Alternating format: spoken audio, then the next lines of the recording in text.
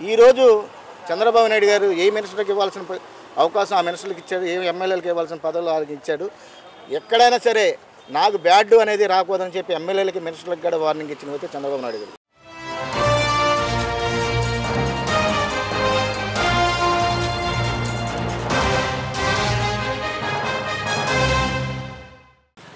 మీ పేరండి? నా పేరు తిరుపతిరావు అండి, బెదవాడ తిరుపతిరావు. ఓకే, ప్రజెంట్ కూటమి ప్రభుత్వం వచ్చి 6 నెలలు అవుతుంది. ఈ 6 నెలల్లో పరిపాలన అనేది చూసుకుంటే ఎటువంటి పరిపాలన చూశారు? ప్రస్తుతానికి నంబర్ 1 పరిపాలన అండి. అందుకే జనాభా కూడా నమ్మి ఇంత మెజార్టీతో గెలిపిస్తాం కారణం కూడా ఈరోజు కూటమి ప్రభుత్వానికి ప్రజల నమ్మకంతోనే ఓట్లేశారు, నమ్మకంతో గెలిచారు. అలాగే పనులు కూడా జరుగుతుందని తెలియజేస్తుంది. ఓకే, ఇప్పుడు గత 5 సంవత్సరాల్లో చూసుకుంటే మనకి చెప్పుకోవడానికి రాజధాని అనేది లేదు. గత 5 సంవత్సరాల్లో 3గా విభజించారు రాజధానిని. ఇప్పుడు చంద్రబాబు నాయుడు గారు ఈ 5 సంవత్సరాల్లో అమరావతి కంప్లీట్ అయిపోవాలి, మనకంటూ ఒక రాజధాని ఉండాలి అని చెప్పేసి అని అంటున్నారు. ఎలా ఉండబోతుంది అనుకుంటున్నారు అభివృద్ధి పరంగా చూసుకుంటే? గతంలో జగన్మోహన్ రెడ్డి ఒక శాంతి ప్రభుత్వం ప్రజల్ని మోసం చేసి గెలిచిన వ్యక్తి జగన్మోహన్ రెడ్డి. అదే ఇప్పుడు డెవలప్మెంట్ కావాలంటే నారా చంద్రబాబు నాయుడు. ఇప్పుడు తెలంగాణ కానీ హైదరాబాద్ కానీ మన ఏపీని కానీ డెవలప్మెంట్ చేయాలంటే ఒక్కరికే చెందిద్ది, అది చంద్రబాబు నాయుడు గారండి. మన అందరికీ తెలిసిన విషయం ఇది. చదువు ఉన్నోడు చదువు లేనివాడికి కానీ పేదవాడి ఇంట్లో లెగలేని ముసలిళ్ళకి కూడా తెలుసు డెవలప్మెంట్ అంటే చంద్రబాబు నాయుడు అంటే డెవలప్మెంట్ అని. చేసే వ్యక్తిని కాదు అనుకొని కాదు అనుకున్న పాపానికి 20 సంవత్సరాలు వెనక్కి వెళ్ళిపోయాం మనం. మళ్ళీ మాకు బుద్ధి వచ్చి ప్రజలకు బుద్ధి వచ్చి మళ్ళీ ఆయన గెలిపించుకున్నాం. నంబర్ 1 రాజధాని, ఏ రాష్ట్రంలో లేని రాజధానిని తయారు చేసి ఇస్తాడని నమ్మకం మాకు చంద్రబాబు నాయుడు గారు.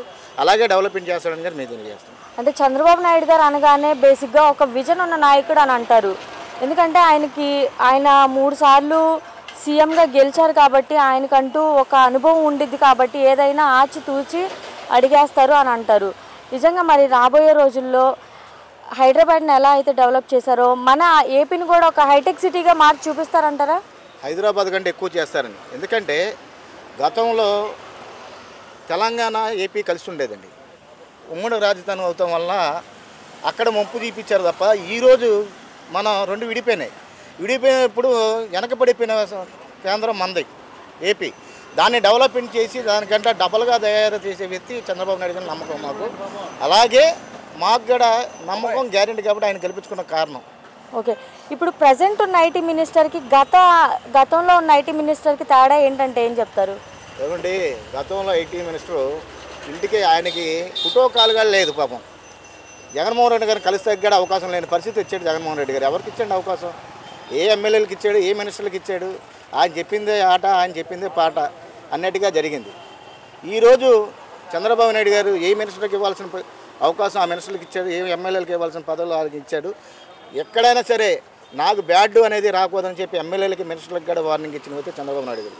అవినీతి అనేది నచ్చని వ్యక్తి చంద్రబాబు నాయుడు గారండి. బేసిక్గా చంద్రబాబు నాయుడు గారు వస్తే లా అండ్ ఆర్డర్ చాలా పర్ఫెక్ట్గా ఉండిద్ది అని అంటారు.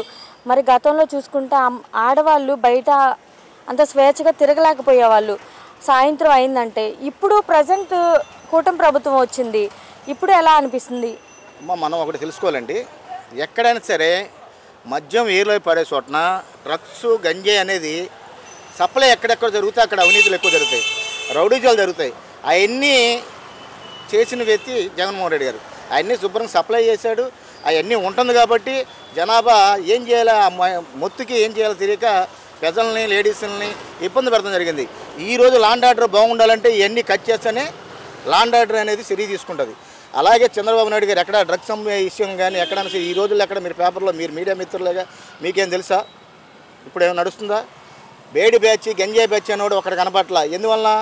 చంద్రబాబు నాయుడు గారి ప్రభుత్వంలో తప్పు ఎక్కడ అవినీతి జరిగితే అక్కడ ఖండిస్తాడని చెప్పి అందరూ తెలిసిన విషయం. అది ఒక మాటలో కూటమి ప్రభుత్వం గురించి ఏం చెప్తారు? నంబర్ 1 అండి. ఈరోజు కూటమి ప్రభుత్వం వచ్చిందంటే ప్రజలు సంతోషపడాల్సిన విషయం.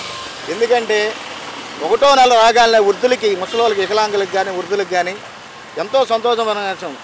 2 చేతులకు దండం పెడతాను చంద్రబాబు నాయుడు గారికి కానీ, పవన్ కళ్యాణ్ గారికి కానీ, నరేంద్ర మోడీ గారికి కానీ. ఎందుకంటే టైం టు టైం ఇచ్చిన వ్యక్తి ఒక చంద్రబాబు నాయుడు గారే. ఓకే అండి.